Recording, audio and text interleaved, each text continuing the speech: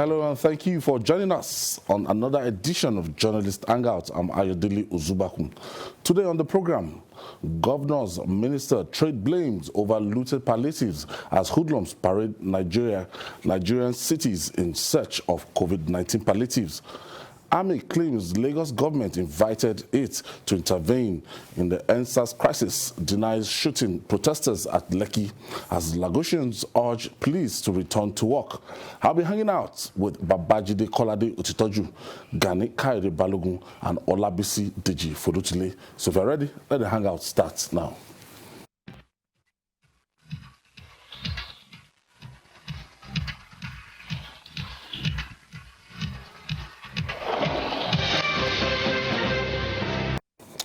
Thank you for joining us. The last few days may have witnessed a tipping point in a bid to end police brutality and injustice, but it is the breakdown of law and order that ensued that has got everyone talking.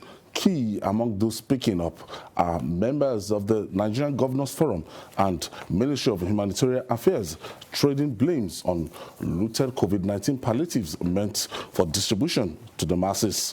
Before we go, let's watch the battle of wits between security forces and mobs on the mission to loot.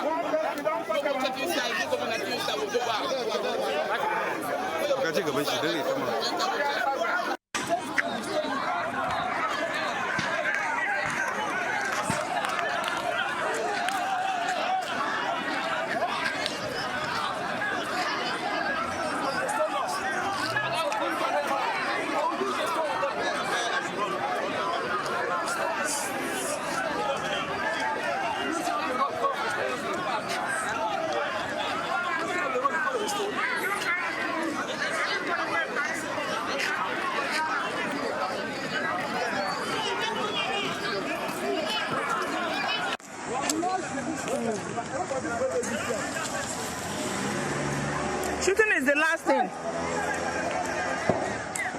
So you won't film them, ba?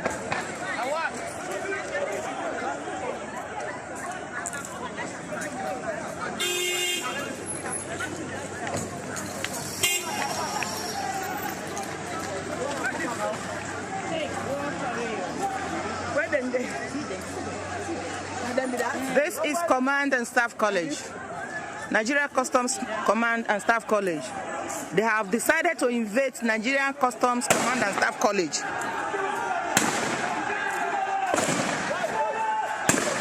Yeah. Fire! Fire! Fire! Fire!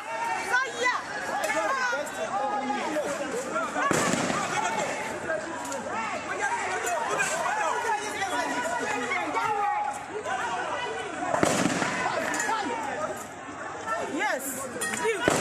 Yes.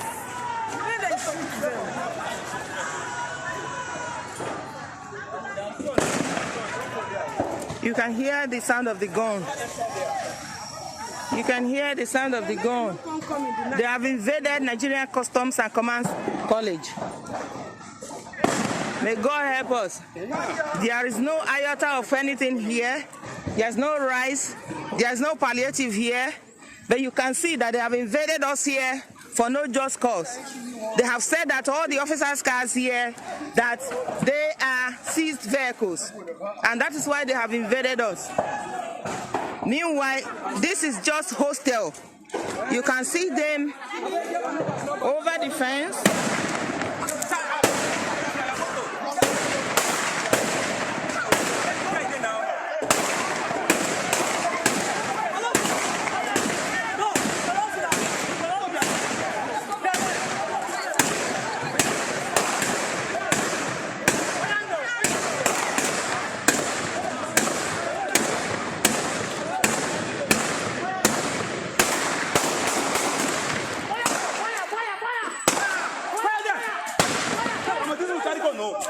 carry gun. I swear these people carry gun.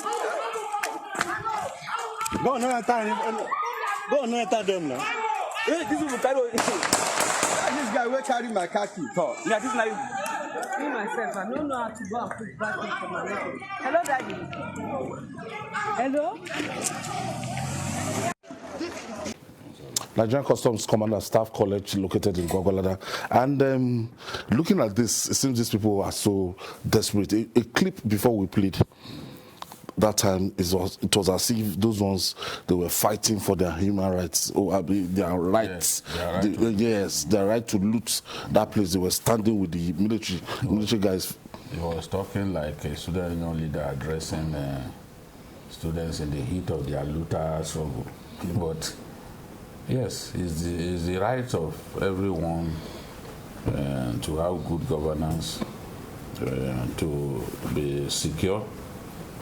But I don't think it's anyone's right to go and loot. There's no religion that preaches the kind of brigandage that we've seen in the last few days. It makes no sense at all. And the good thing is that the security agents were able to keep them at bay, and the damage was limited. You know? So we thank them for that. Basically, what do you make of that situation? In fact, I'm scared. That's the truth. And I think it's like we are breeding an army of people that is full of anger. I think this situation just brought out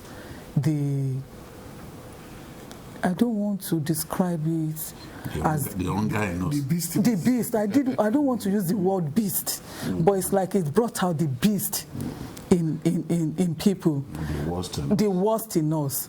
And the way people are going about looting and destroying, it shows that there is a bigger problem. There is a bigger problem that we need to deal with as a nation. And I just hope that these problems, we will all learn from it, and we'll be able to do some things in better ways. You understand? Because I don't want to go about the blame game. Because if you say they should not loot, or nobody has the right to loot, somebody will ask you, do people have a right to keep what belongs to people and not giving it to them? But I'm sure that even the people looting and the people talking, we don't have all the facts about this situation. Because from what I could glean from what Kakovid is saying and what the governors are saying, it's not as if these goods are deliberately stored and that somebody is out there that they don't want to give it to the people. But what I could see is the fact that I see people in government that are not too quick to respond to situations. I see people that are lackadaisical, so to say, about, certain things. I see people that, if they are taking, maybe if they had been more proactive in the distribution of these palliatives, and if they cannot distribute, if they have been more proactive in communicating to the people the reasons why some are not distributed, probably we could have had a better organization and situation around us. But really, it's not something I want to witness again. It's really, really a bad thing. GKB. Well, we have to face up to the reality. We are in the middle of a low steaming war. Government has lost the trust of the populace. And this is the outcome. Because once there are trust issues in a relationship, no matter what you say, the other party has made up their mind that you are lying. So no matter the level of excuses or reasons given by government at all level about why these things were not given out at the right time, people have already made up their mind that they are lying. that this thing was being kept away from them, maybe for their own families or for other reasons. So what we really need to work upon right now is to start building, those in government, that is, to start building the trust between the led and the government. Because the way we are going, people are not going to go house to house, even those who are not in government, to see whether they are holding up to what they now consider to be their rights. And that, to me, is the danger that we are moving into. That's before we move on. We'd like to say congratulations to Dr. Mrs. Ngozi Okonjo-Iweala after our nomination as the first Director General of the World election as the Director General of the World Trade Organization. Jide, this is a big one. Yes, and at a time when Nigeria is in the news globally for the wrong reasons. Something to cheer about. There's something to really be happy about. Okonjo-Iweala has always been the pride of our great country, and she's done it again. She's a woman of history, and she's made history again. I'm really, really proud of her. She's a sweetheart.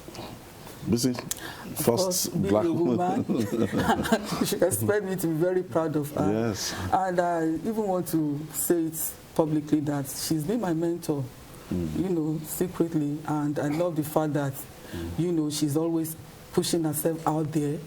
And I even watched her dance in a video this afternoon. It was so lovely. So congratulations to her, and we wish her the best in that position.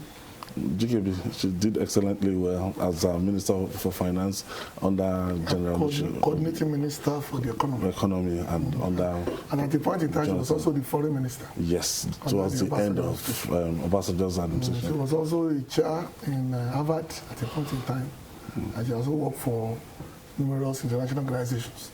She's a walking encyclopedia on developmental economics. She's one of the best in the world. And in a year where people are waiting for only bad news from Nigeria, it is okay that some of us something to cheer about are doing very well.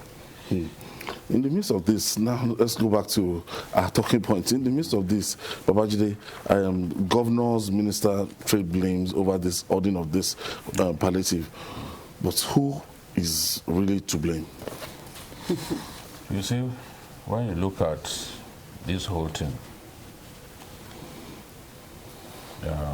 there's no way you can completely absorb the government of what has happened, of blame in what has happened.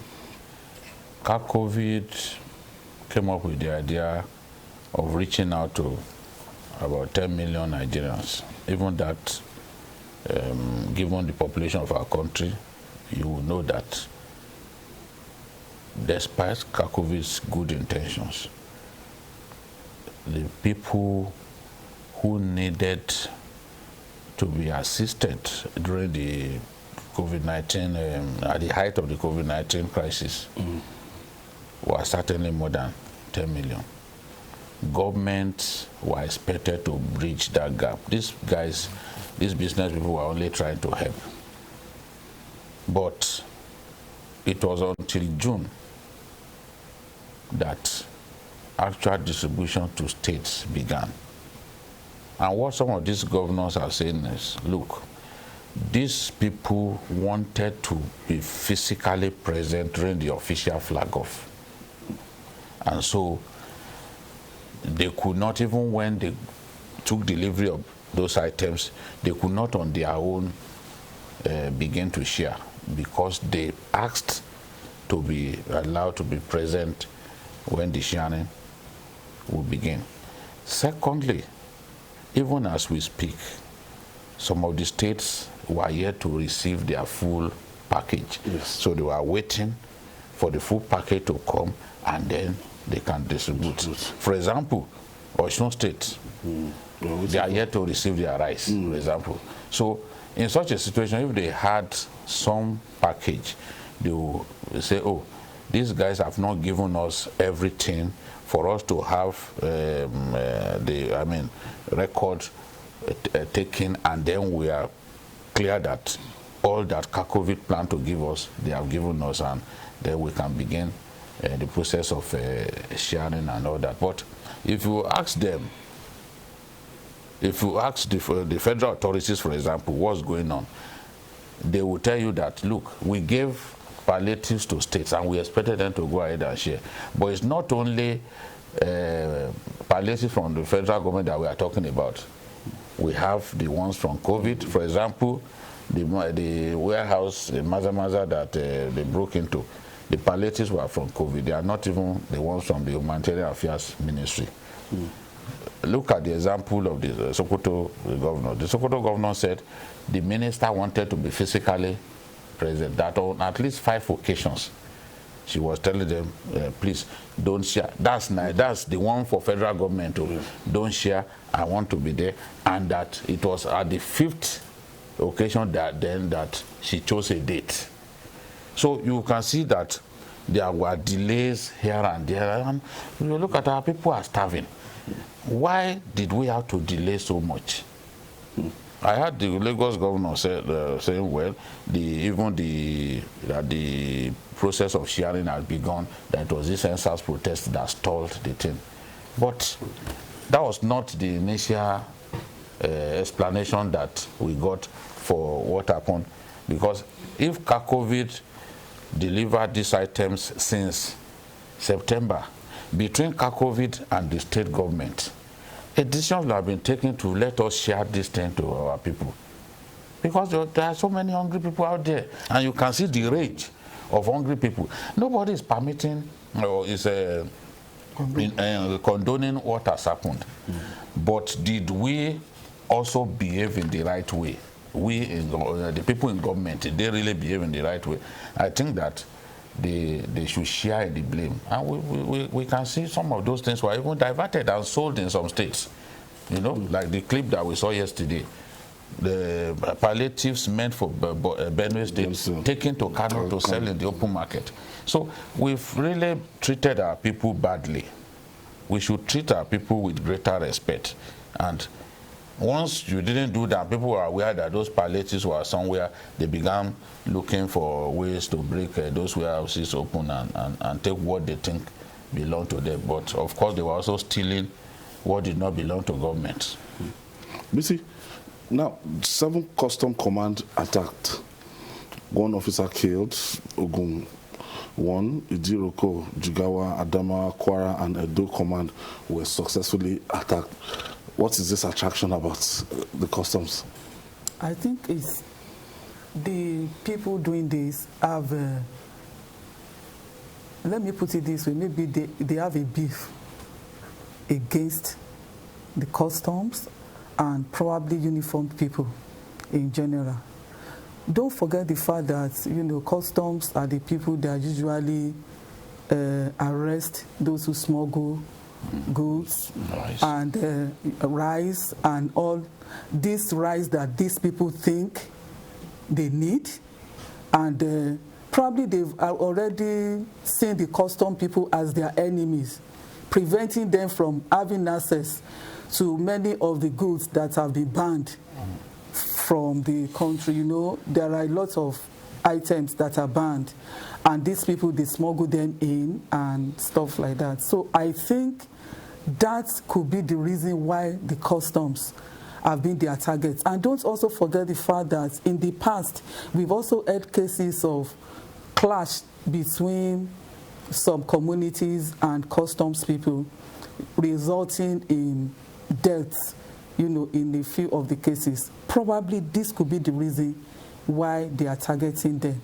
But that is not to say that that is the right thing to do, because a society without law and order is going to, nobody can survive in a society that does not have law and order, even though we also know that our security people, operatives, should also do their job with every sense of responsibility. But the way things are going, we should not allow things to just degenerate to a level of anarchy that even the people that are going about their normal businesses in the society will not feel safe again. So I think, of course, government is trying, and we appreciate the fact that we could see peace being restored in many states and in many communities.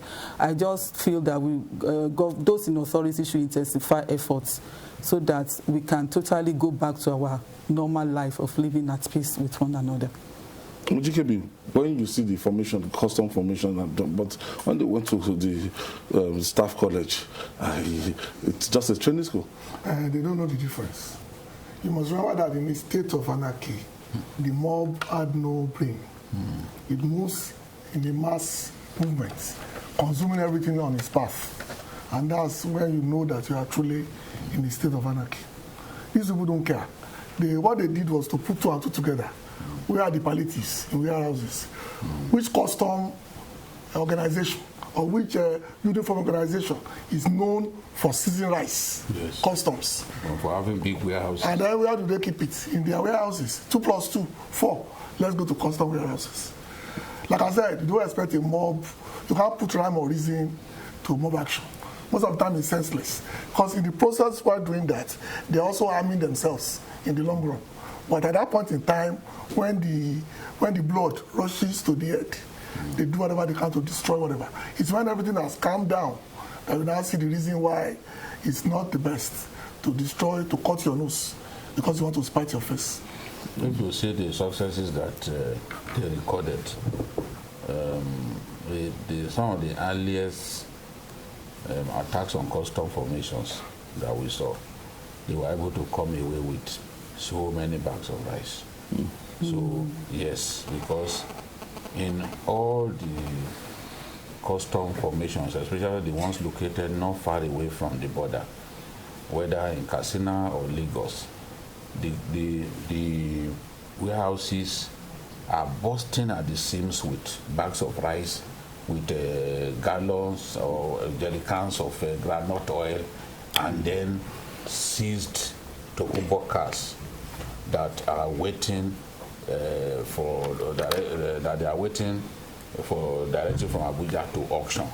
So once they get to those places, it is those grains that they are looking for. If we saw the visuals from Adamawa, which was listed among the places that they successfully attacked, they were able to steal grains like beans, rice, and the rest of them. So they must have felt that every custom formation, whether it is a training school or not, would have tons of rice and all that in them.